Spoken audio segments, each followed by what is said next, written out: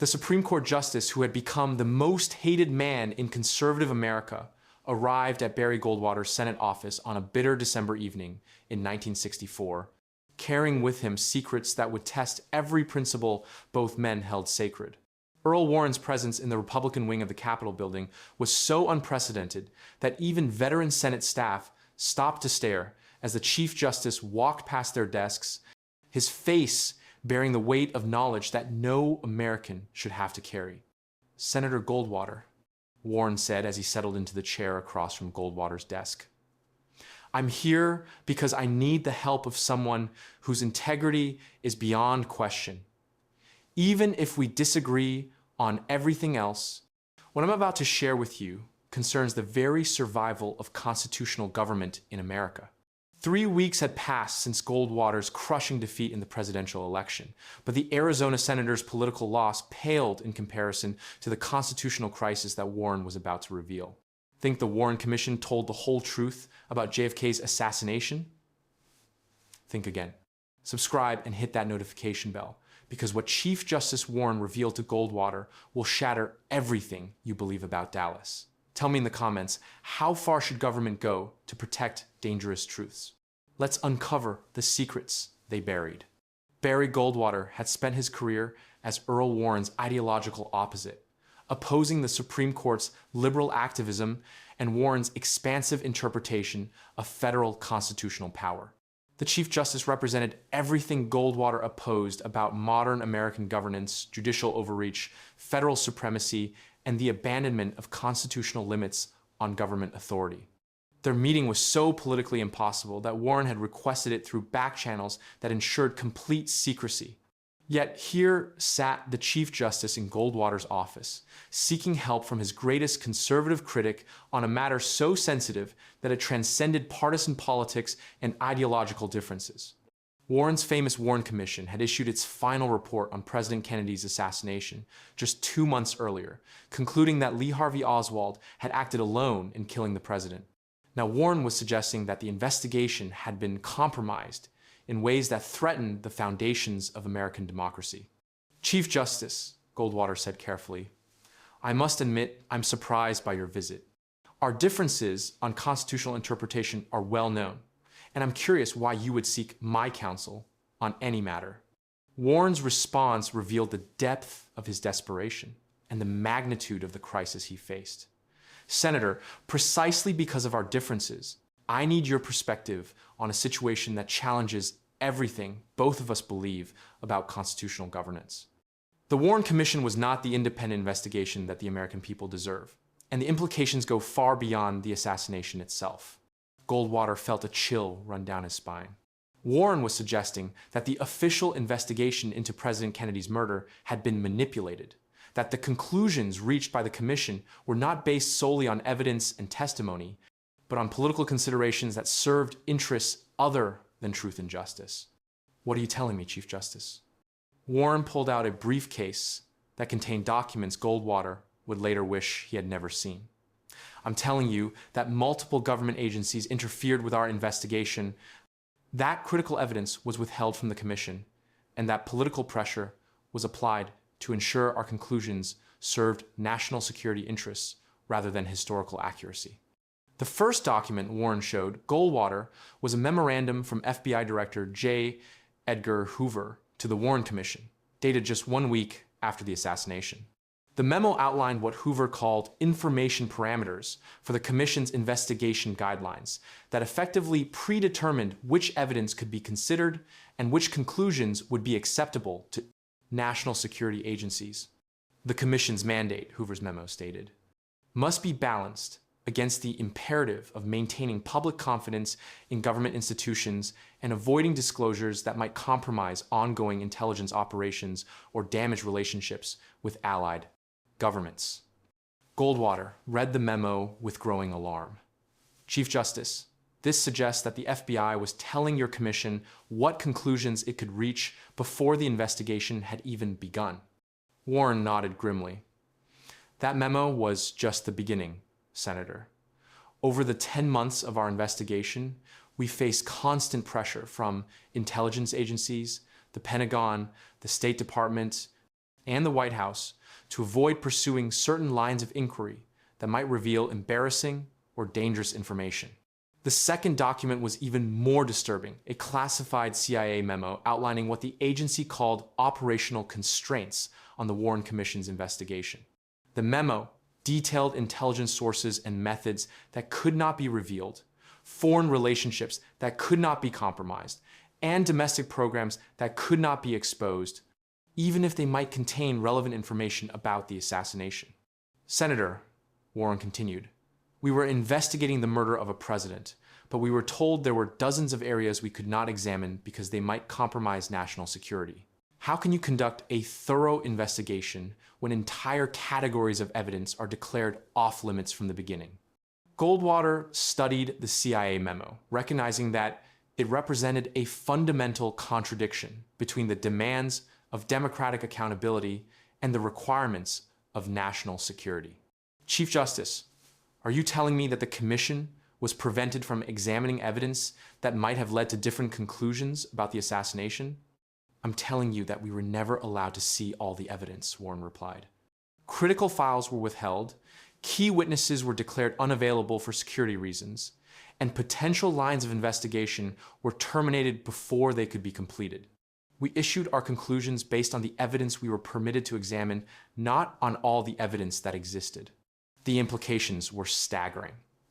If Warren was telling the truth, then the American people had been given an incomplete account of their president's murder, not because of investigative failures, but because of deliberate government interference designed to protect institutional interests over public accountability.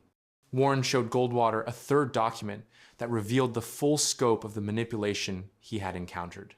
It was a White House memo from President Johnson's staff outlining political objectives for the Warren Commission's final report. The memo made clear that the Commission's primary purpose was not truth-seeking, but public reassurance. The report must provide closure for the American people, the White House memo stated, while avoiding disclosures that might damage public confidence in government institutions or compromise ongoing security operations. The Commission's conclusions should emphasize lone gunman theory to avoid suggestions of broader conspiracy that might destabilize public faith in government effectiveness. Goldwater set down the document and stared at Warren with a mixture of shock and sympathy. Chief Justice, you're describing a situation where the Warren Commission was used as a vehicle for public relations rather than public justice. How did you allow this to happen? Warren's response revealed the impossible position he had faced as Commission Chairman. Senator, I was told that revealing certain information about intelligence operations, foreign policy relationships, or domestic security programs might trigger a nuclear war, destabilize NATO, or enable Soviet intelligence to compromise vital American assets. When you're told that pursuing the truth might destroy the country you're trying to serve, what choice do you have? The question struck at the heart of the dilemma that Democratic leaders faced when national security imperatives conflicted with democratic transparency. Warren had been forced to choose between his duty to seek truth and his responsibility to protect national security, between serving the public's right to know and serving what government officials claimed were higher national interests. But Chief Justice, Goldwater replied, if government agencies can manipulate investigations into presidential assassinations by claiming national security concerns, what's to prevent them from manipulating any investigation that threatens their interests? Where do constitutional constraints on government power apply if they can be suspended whenever officials claim security imperatives? Warren acknowledged the constitutional implications with obvious pain. Senator, that's exactly why I'm here. The precedent we've set with the Warren Commission, allowing intelligence agencies to control what evidence can be examined, what witnesses can be questioned, what conclusions can be reached, threatens to destroy the principle of democratic accountability entirely. The Chief Justice continued with a warning that would haunt Goldwater for the rest of his career. If government agencies can successfully claim that national security requires the concealment of evidence in the most important investigation in American history, they can claim that national security justifies concealing evidence in any investigation that threatens their interests. We've created a precedent that could make democratic oversight impossible. Goldwater understood that Warren was describing more than investigative manipulation. He was describing the emergence of a national security state that operated beyond constitutional constraints, that could invoke security concerns to avoid accountability for any action, any policy, any decision that served institutional rather than public interests. Chief Justice, what do you want me to do with this information? Warren's request was both simple and impossible. I want you to help me find a way to ensure that this never happens again, that future investigations into government actions cannot be manipulated by the agencies they're supposed to investigate. But I also need your help in determining whether revealing the full truth about Warren Commission manipulation would serve the public interest or destroy public confidence in government institutions. The dilemma Warren presented reflected the fundamental tension between democratic transparency and national security that would define American politics for decades to come. Revealing the manipulation of the Warren Commission would serve democratic accountability by exposing how government agencies could compromise official investigations. But it might also damage public confidence in government institutions so severely that effective governance became impossible. Goldwater spent the next hour reviewing additional documents that Warren had brought, each revealing new dimensions of the institutional manipulation that had shaped the Commission's investigation. Intelligence agencies had withheld critical files, claiming they contained information that could not be revealed even to a presidential commission. The Pentagon had declared certain witnesses off-limits, claiming their testimony might compromise military operations. The State Department had blocked examination of foreign intelligence relationships that might have been relevant to the assassination. Most disturbing was evidence that the manipulation had been coordinated across multiple agencies to ensure that the Commission reached predetermined conclusions rather than following evidence wherever it led. The Warren Commission had not been allowed to conduct an independent investigation. It had been used as a vehicle for legitimizing conclusions that government agencies had reached for political rather than investigative reasons. Chief Justice, Goldwater said as he finished reviewing the documents, if what you're showing me is accurate, then the American people have never received an honest account of their president's murder. They've been given a sanitized version designed to protect government institutions rather than serve historical truth. Warren's acknowledgement was painful to hear. Senator, I've carried this knowledge for 2 months, wondering whether I have a constitutional obligation to reveal how our investigation was compromised, or a patriotic duty to protect the institutions that the investigation was designed to serve. The burden that Warren described was one that democratic leaders should never have to bear, the knowledge that serving constitutional principles might damage the constitutional system they were sworn to protect. He had been forced to choose between truth and stability, between democratic accountability and national security, between his oath as Chief Justice and his responsibility as Commission Chairman. Goldwater recognized that Warren's visit represented more than a request for advice. It was a plea for help from a liberal justice who had discovered that conservative warnings about government overreach were more accurate than he had wanted to admit. Warren had spent his career expanding federal power and trusting government institutions to serve public interests. Now, he had learned that those institutions were willing to manipulate the most important investigation in American history to protect their own interests. Chief Justice, Goldwater said slowly, I appreciate your confidence in sharing this information with me, but I'm not sure what either of us can do about it.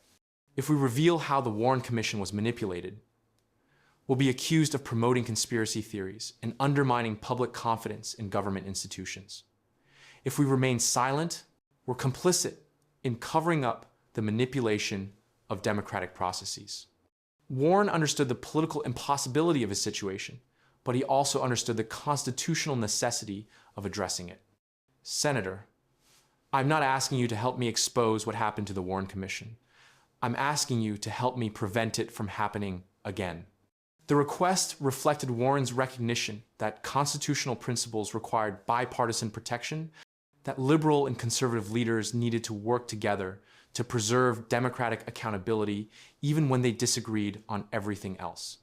The manipulation of the Warren Commission threatened conservative concerns about government overreach as much as it threatened liberal concerns about democratic transparency. Over the following 2 hours, Warren and Goldwater developed what they privately called the Constitutional Oversight Protocol, a bipartisan framework for ensuring that future investigations into government actions could not be manipulated by the agencies. They were designed to investigate. The protocol included provisions for independent counsel, protected access to classified information, and congressional oversight mechanisms that would prevent intelligence agencies from controlling investigative processes. But both men also understood that their protocol could not be implemented without revealing why it was necessary. And revealing the manipulation of the Warren Commission would create political chaos that might destroy the very institutions they were trying to protect. They were trapped by the consequences of knowledge that served democratic principles while threatening democratic stability. As their meeting concluded, Warren made a final request that would define Goldwater's approach to government oversight for the remainder of his Senate career. Senator, I'm asking you to use your position on the Armed Services Committee and your influence in conservative circles to ensure that military and intelligence agencies understand that their manipulation of democratic processes will not be tolerated, even if specific instances of manipulation cannot be publicly exposed. The request reflected Warren's recognition that constitutional government required eternal vigilance from leaders in both parties, that the defense of democratic institutions could not be left to any single ideological movement or political party. Conservative concerns about government overreach and liberal concerns about democratic accountability were ultimately the same concern: the preservation of constitutional constraints on government power. Goldwater accepted Warren's challenge, understanding that it would require him to monitor government agencies for abuses that he could not reveal, and to oppose institutional manipulation that he could not publicly describe. For the remainder of his Senate career, he would serve as an unofficial guardian against the kind of institutional manipulation that had compromised the Warren Commission. The secret meeting between Warren and Goldwater remained hidden from public knowledge, but its influence on both men's subsequent approaches to constitutional issues was profound. Warren became more sympathetic to conservative concerns about government overreach, while Goldwater became more vigilant about institutional manipulation of democratic processes. Years later, as congressional investigations revealed extensive abuses by intelligence agencies, illegal domestic surveillance, assassination plots, manipulation of democratic processes, both men would remember their 1964 meeting as an early warning about the dangers of a national security state that operated beyond constitutional constraints. The documents that Warren had shared with Goldwater were never made public, but their contents influenced decades of congressional oversight and reform efforts. The Constitutional Oversight Protocol that they had developed in secret became the template for legislative reforms that would eventually limit intelligence agency authority and protect democratic processes from institutional manipulation. Most importantly, their unlikely alliance demonstrated that constitutional government required protection from leaders in both parties who were willing to put democratic principles above partisan advantage. The manipulation of the Warren Commission had threatened conservative and liberal values equally, and its prevention required bipartisan commitment to constitutional constraints on government power. The Dallas cover-up that Warren had revealed to Goldwater was not about hiding the truth of who killed President Kennedy. It was about hiding the truth of how government institutions could manipulate democratic processes when they claimed national security justification. That manipulation posed a threat to constitutional government that transcended any single investigation or any single agency. Barry Goldwater's role in protecting constitutional oversight remained one of the hidden stories of his Senate career, but it was also one of the most important. His vigilance helped prevent future instances of the institutional manipulation that Warren had exposed, and his bipartisan cooperation with unlikely allies helped preserve democratic accountability during an era when national security concerns threatened to overwhelm constitutional constraints. The burden that Warren had shared with Goldwater, the knowledge that democratic institutions could be corrupted by the very agencies they were designed to oversee, became a permanent feature of American political consciousness. Future leaders would understand that constitutional government required constant vigilance against institutional manipulation, regardless of the national security justifications that might be offered for such manipulation. In the end, The most important truth about the Warren Commission was not what it concluded about President Kennedy's assassination, but what it revealed about the vulnerability of democratic processes to institutional manipulation.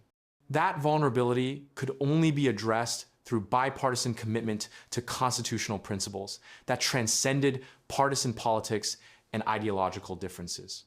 Earl Warren's desperate visit to Barry Goldwater's office had served its purpose, alerting conservative leaders to threats to constitutional government that required their vigilance, regardless of their disagreements with liberal justices on other constitutional issues.